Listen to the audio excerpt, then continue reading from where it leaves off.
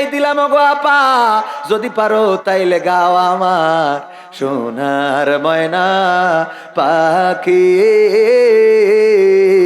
আগে জানলে তোর ভাঙা নৌকায় চড়তাম না, ভাঙা নৌকায় চড়তাম না, আর এই বিপদে পড়তাম না। না শোনা যায় না। আমি বললাম গো মমতাজ আপা, আপনার তো গান গাওয়া লাগবে, কেন গাবেন না? যেই সরকার আপনার এমন এমপি বানাইলো, সংসদে নিয়ে গেল, অথচ বাংলা এখনো শুদ্ধ করে পড়তে পারেন না, আর ইংরেজি পড়তে গেলে তো আমার মতো দাঁত ভেঙে যাবে। ঠিক না বেঠিক? তারে সংসদ সদস্য বানাইলো, এত সম্মান দিল, যে যাত্রা পালার নায়িকা ছিল তারে ওই সংসদের মতো পবিত্র জায়গায় বসালো, যে আবার কোরআনের ব্যাখ্যা করতো, আলিফ লাম মিমের ব্যাখ্যা করতো, যে মেশকাত শরীফি আছে আলিফে আল্লাহ মিমে মুহাম্মদ আর কি লামে জিব্রাইল। তো সাথ দিয়েছেন আলহামদুলিল্লাহ। এই আলহামদুলিল্লাহ শব্দটা বলতে আমাদের কার্পণ্য আছে না নাই? অকৃতজ্ঞ মানুষ আল্লাহর শুকরিয়া আদায় করে না। অকৃতজ্ঞ এতটাই অকৃতজ্ঞ হয়ে যায়, 5ই আগস্টে যারা আন্দোলন করলো, রক্ত দিল, জীবন দিল, আমার ছাত্র জনতা, তারা ক্ষমতার জন্য লড়ে নাই, তারা চেয়ারে বসার জন্য লড়ে নাই। আমার ছোট্ট ছোট্ট বাচ্চা শিশুরা তারা রাজপথে নেমে গেল। বাঘা শুধু নয়, রাজশাহীতে রাজপথে থেকে পুলিশের সামনে বুকটা পেতে দিল। রংপুরের আবু সাইদ বুকটা পেতে দিয়ে বলল, এই বুকে গুলি করতে পারো, তারপরেও রাজপথ ছেড়ে দেব না। বুকে গুলি খাইলো, শহীদ হয়ে গেল। প্রায় 2000 শহীদ হইল, 20,000-এর বেশি আহত হইল। এত কিছু করে স্বৈরাচার ফ্যাসিস্ট বিদায় নিল। আর অনেকেই আবার বলে তথাকথিত আন্দোলন। অকৃতজ্ঞ একেবারে, মানে চোখের পরে উল্টে পারে, বলে তথাকথিত আন্দোলন। আবার রুমিন ফারহানা, আমার বিএনপির ভাইরা মাইন্ড করবেন না, আমার বিশ্বাস এইটা মাল খাই দাদাদের কথা কয় না। বলে যে 36 দিনের আন্দোলনে সরকার পতন হয় না, তাহলে 18 বছরে কি হয়েছে এইটা কও। 36 দিনের আন্দোলনে সরকার পতন হয় নাই তো কি হয়েছে? দলমত নির্বিশেষে রাজপথে দাঁড়ালো ছাত্র জনতা, যারা কোনো রাজনৈতিক পরিচয়ে দাঁড়ায় নাই, তারা ছাত্রত্বের ব্যানারে দাঁড়িয়েছে। তারা চেয়েছিল বাংলাদেশ ফ্যাসিবাদ মুক্ত করতে। তাদের একটাই দাবি ছিল যে ক্ষমতা ছাড়তে হবে, চেয়ারটা ছাড়তে হবে। তারা চেয়ারটা ছাড়িয়ে শেখ হাসিনাকে পাঠিয়ে আবার ঘরে ফিরে গিয়েছে। 2 জন উপদেষ্টা ছাত্রদের মধ্যে, তাও একজন চলে গেছে, আর একজন আছে, না জানি সেও কবে চলে যায়। ওরা যদি ক্ষমতার জন্য লড়তো, তাইলে ছাত্র জনতাদের মধ্যে থেকে প্রধান উপদেষ্টা, তারপরে এক এক করে সব উড়া হইতো। বলেন ঠিক কিনা? ঠিক না বা ঠিক? এখন দল গঠন করেছে এনসিপি, বাংলাদেশ কি পার্টি জানো? সিটিজেন না, না আরেকটা, যাই হোক, নাগরিক পার্টি, সিটিজেন পার্টি, হ্যাঁ এনসিপি। এই এনসিপি গঠন করেছে ছাত্র জনতার এই দলে, যা কারো যদি মন চাই সে সেই দল করবে, না চাইলে করবে না। বাংলাদেশ জাতীয়তাবাদী দল ঐতিহ্যবাহী একটা দল। জিয়াউর রহমানের যে আদর্শ ছিল, সেই আদর্শের রাজনীতি যদি হয় তবে বাংলাদেশ পথ হারাবে না। ঠিক না বেঠিক? ডক্টর ইউনূস এখন যেটা করছে, এই দেশের জন্য ইন্টারন্যাশনাল ভাবে যেই কাজগুলো করে যাচ্ছে ডক্টর ইউনূসের এই শাসনে বাংলাদেশের মানুষ খুশি আছে না নাই? কিন্তু নির্বাচনের পরিবেশ করে দিতে হবে, মানুষের ম্যান্ডেট, মানুষ যেন তার মতামত প্রকাশ করতে পারে, একটি সুন্দর পরিবেশ করে দিতে হবে।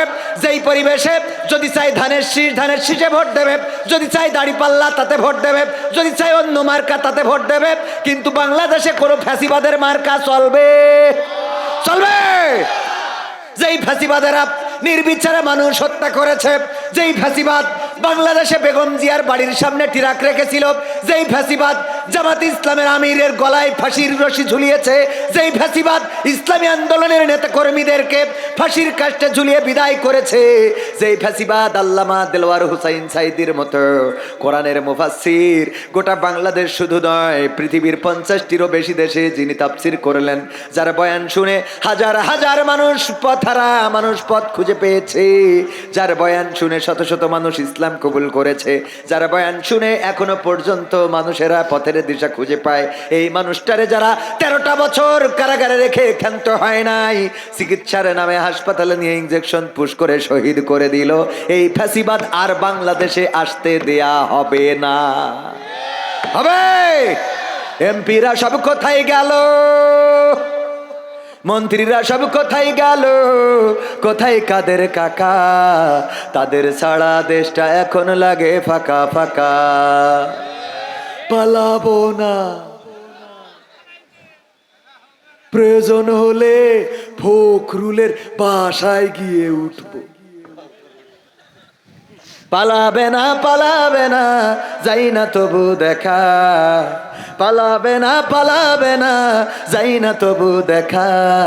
তাদের ছাড়া দেশটা এখন লাগে ফাঁকা ফাঁকা, ওদের ছাড়া দেশটা এখন লাগে ফাঁকা ফাঁকা। আইন মন্ত্রী আটকে গেল আইনের ফাঁকে, দাড়ি ছাড়া দরবেশের ভণ্ড ভণ্ড লাগে। ঠিক না ঠিক? আইন মন্ত্রী আটকে গেল আইনের ফাঁকে, দাড়ি ছাড়া দরবেশের ভণ্ড ভণ্ড লাগে। শুনছি কত নেতা নেত্রী খাইতেছে ভাই ডান্ডা, বিচারপতি কালামানিকের ফাটিয়েছে আন্ডা।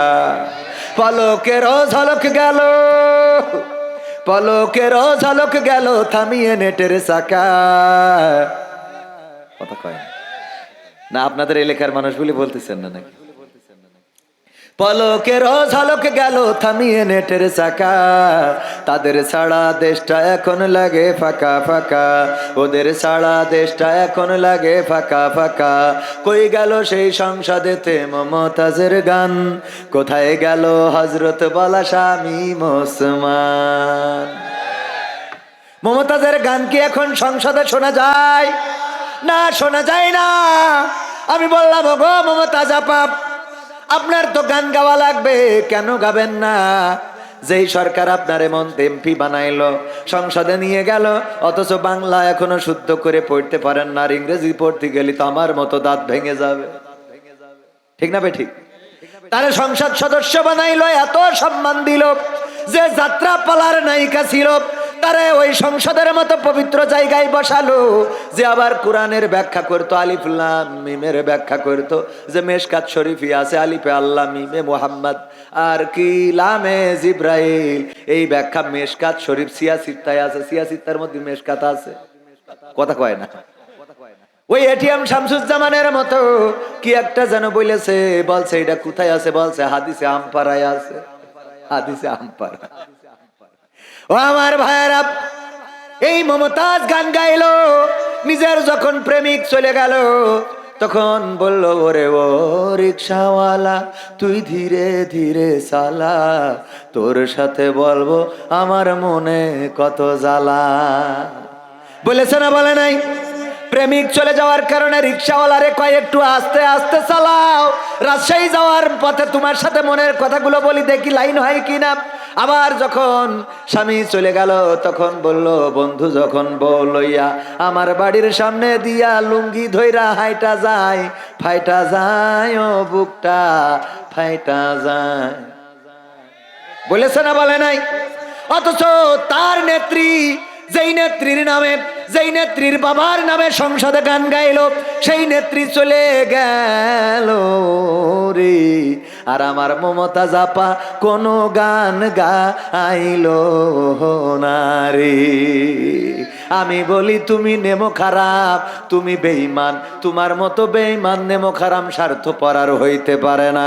আমি শিখাই দিলাম গো আপা, যদি পারো তাইলে গাও আমার সোনার ময়না পাখি,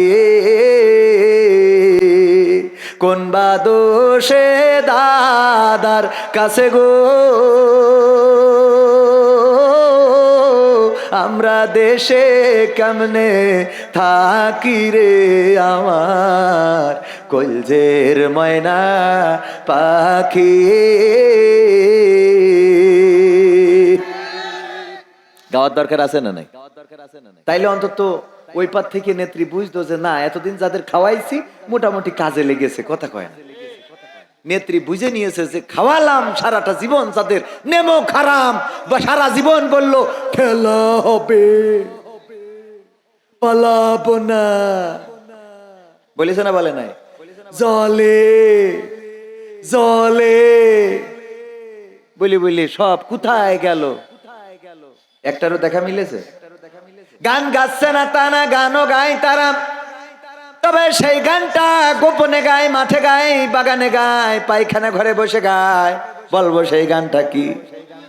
ও আমার দরদি আগে জানলে, আগে জানলে তোর ভাঙা নৌকাই চড়তাম না, ভাঙা নৌকাই চড়তাম না, আর এই বিপদে পড়তাম না, ভাঙা নৌকাই চড়তাম না, আর আজ বিপদে পড়তাম না। ওরে বর্ডারেতে খাইলাম ধরা, বিসিটাও তো পাইলাম না, আগে জানলে, কথা কয় না, আগে জানলে তোর ভাঙা নৌকায় চড়তাম না। ঠিক না বেঠে? আল্লাহর বাইরে যদি আপনি কোনো দলে কোনো মার্কায় চলেন, কোন মার্কায় যদি আপনি চলেন, সেই মার্কা দিয়ে দুনিয়ায় তো মুক্তি পাওয়া যাবে না, আর পরকাল তো আরো কঠিন হবে। বলেন ঠিক কিনা? আল্লাহর পথের পথিক যারা, আল্লাহর পথে দাঁড়ায় যারা, আল্লাহর পথে চলে যারা, তাদের পক্ষে যদি থাকেন, রাষ্ট্র ক্ষমতায় যাওয়া লাগবে না, প্রয়োজনও হবে না। রাষ্ট্র ক্ষমতায় যাওয়ার জন্য চেষ্টা করবে, এতেই আপনার দুনিয়া আখিরাতের জীবন সুন্দর হয়ে যাবে। বলেন সুবহানাল্লাহ। ওগো আমার ভাইয়েরা, তাইলে গানের যেই জায়গায় ছিলাম ওখানে আবার ফিরে যাই। আলোচনা তো করতে হবে, সময় তো খুব দ্রুত চলে যাচ্ছে, 12টায় শেষ করতে চাইলাম, একটু সময়। ভাইয়েরা আমার, পবিত্র কোরআনের সূরা তাহার 55 নম্বর আয়াত তেলাওয়াত করেছি, মনে আছে না নাই? মুখস্থ আছে না নাই? মুখস্থ আমাদের হয়ে গেছে কেন?